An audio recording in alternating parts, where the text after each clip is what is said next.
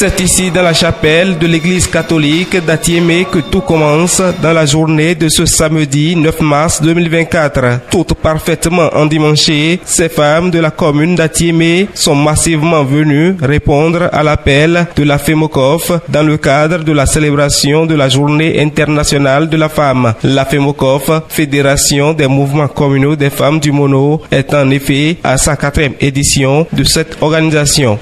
Investir en faveur des femmes, c'est les accompagner, c'est les promouvoir, les soutenir, les épanouir, les faire épanouir sans réserve.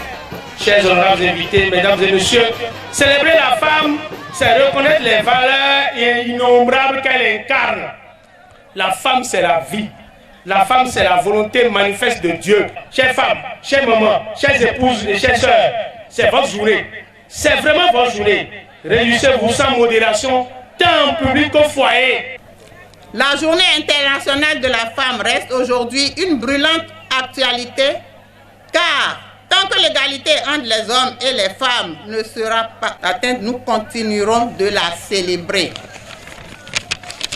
Cette journée ne doit pas être seulement une journée festive, mais plutôt une journée de réflexion profonde sur nos conditions de vie, notre statut social, notre combat quotidien. En nous retrouvant pour cette 4e édition, nous, femmes de la Fédération des mouvements communaux des femmes du Mono, devons tirer leçon de nos difficultés, faire des projections pour l'avenir et prendre sérieusement nos responsabilités et surtout notre destin en main. Nous devons nous battre. Nous sommes le socle du développement, la machine ouvrière de la nation. Sans la femme, aucun développement n'est possible. La FEMOCOF, avant de prendre cette initiative dans la commune d'Atiémé ce 9 mars 2024, avait déjà sacrifié à la tradition à Grand Popo, Komé et Hoyogbe. Ce fut dans l'ensemble un moment de réjouissance, mais aussi de réflexion pour les conviés. Il s'avère nécessaire de faire le bilan quant aux avancées et de nous projeter dans le futur. Il est donc clair que la journée internationale de la femme ne doit pas être seulement une journée festive et de louange à la femme, mais plutôt une journée de réflexion pour une égalité du genre dans tous les domaines.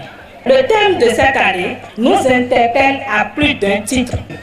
Je profite de cette occasion pour lancer un appel à tous les hommes, à nos chers époux, afin qu'ils nous accompagnent dans cette lutte pour un plein épanouissement des femmes en vue d'un développement équitable, durable et harmonieux de notre nation.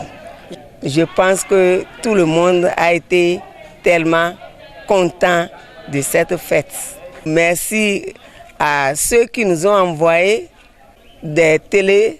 Nous ne pouvons que leur dire merci parce que quand vous faites quelque chose et si ce n'est pas relayé, vous n'avez rien fait, vous faites des choses et c'est en cachette, ce n'est pas bon. D'abord, je remercie le président, son excellence Patrice Talon, remercier l'honorable Dakpe, le baobab du département de la commune de Lokossa, puisque Atiémé aussi, c'est sa commune, l'honorable Gladys Tossou, remercier le ministre Kenom, pourquoi pas ne pas remercier le maire de la commune d'Atiémé, l'honorable Amavi, et surtout aussi nous remercions Alice Dadeyon aussi, tous les honorables qui étaient à notre côté, les autorités à divers niveaux, nous leur disons un grand merci. L'honorable Charles Gagnon, la DC, Kako Jeanne, et remercier toutes les autorités. Je remercie tout le monde. La fête était belle et assez captivante. L'un des moments forts de l'événement est celui de l'impressionnant défilé des femmes amazones de Zunhue. Notons qu'en prélude à cette manifestation, les femmes de la commune, sous le parrainage de la FEMOCOF, ont procédé à une demi-caravane de Zunhue à Atiémé et au retrait de flambeaux.